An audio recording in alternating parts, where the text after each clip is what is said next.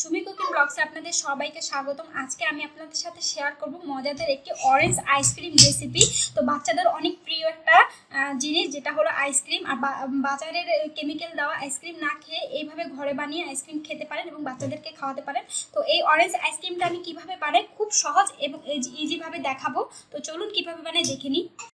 তো আমি orange ice cream বানানোর জন্য এখানে 500 গ্রামের মতন অরেঞ্জ নিয়ে নিয়েছি। তো অরেঞ্জগুলোকে খোসা ছাড়িয়ে নিয়েছি। এখন এগুলোকে আমি জুস বানিয়ে নেব। তো বন্ধুরা দেখুন, আমি কমলাগুলোকে জুস বানিয়ে নিয়েছি। তো এটাকে আমি ব্লেন্ডারে করে নিই, হাত দিয়ে করে নিয়েছি। তো এখন এখানে আমি 3 চামচের মতন চিনি মিলিয়ে নেব, কারণ এটার মিষ্টিটা একটু কমই, একটু চুকা চুকা ভাব আছে, এই জন্য আমি একটু বেশি পরিমাণে চিনি দিচ্ছি।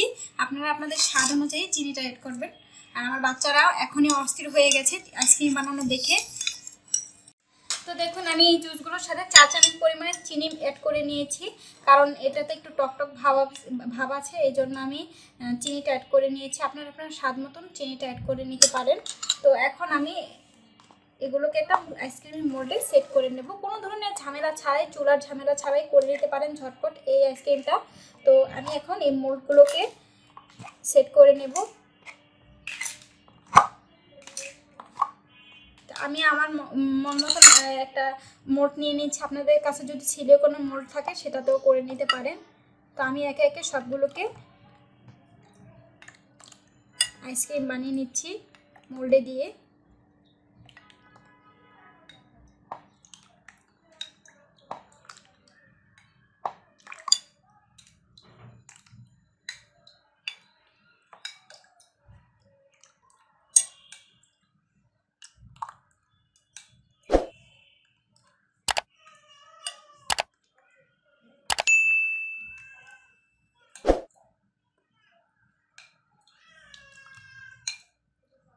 তো দেখুন, আমি এই আইসক্রিমের গুলো সেট করে নিয়েছি, মানে অরেঞ্জ জুসগুলোকে আইসক্রিম সেট করে নিয়েছি। তো এক একটা কাঠিগুলো আমি লাগিয়ে নেব। তো আমি তো এটা মোল্ডের যে কাঠিটা আছে সেটাই লাগাচ্ছি। আপনারা চাইলে স্টিক কাঠিগুলো এনেও লাগাতে পারেন, তবে এটার উপরে ফয়েল পেপার দিয়ে ঢেকে এরপর লাগাতে হবে। তো এটা সবগুলোর কাঠিগুলো লাগানো হয়ে গেলে এটাকে আমি একদম 4 থেকে 5 ঘন্টার জন্য ডিপ ফ্রিজে রেখে দেবো, এটা ভালোভাবে সেট হওয়ার জন্য। এরপর আপনাদেরকে পরিবেশন করে দেখাচ্ছি। তো বন্ধুরা, এই 4 ঘন্টা পরে আমি ফিরে আসলাম। আইসক্রিমগুলো একদম ভালোভাবে জমে সেট হয়ে গেছে। তো আমি একটা পাত্রেতে পানি নিয়ে নিলাম এবং এই পানিতে একটু ভিজিয়ে নিচ্ছি যাতে করে শুটাতে একটু সুবিধা হয়। তো দেখুন বন্ধুরা, মোল্ডের থেকে কত সুন্দরভাবে ছুটে গেছে আইসক্রিমগুলো, খুলে ফেলেছি। তো একে একে আমি সবগুলো আইসক্রিমগুলোকে খুলে নেব, কারণ এই কাজটা তাড়াতাড়ি করতে হবে, না হলে গলে যেতে পারে।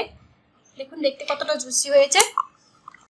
তো বন্ধুরা, হয়ে গেল আজকে আমাদের মজাদার কমলার আইসক্রিম। তো এইভাবে আপনারা অবশ্যই বাসায় ট্রাই করে দেখবেন। ভালো লাগলে ভিডিওটি অবশ্যই একটা লাইক দেবেন, কমেন্টস করবেন আর সাবস্ক্রাইব করতে ভুলবেন না।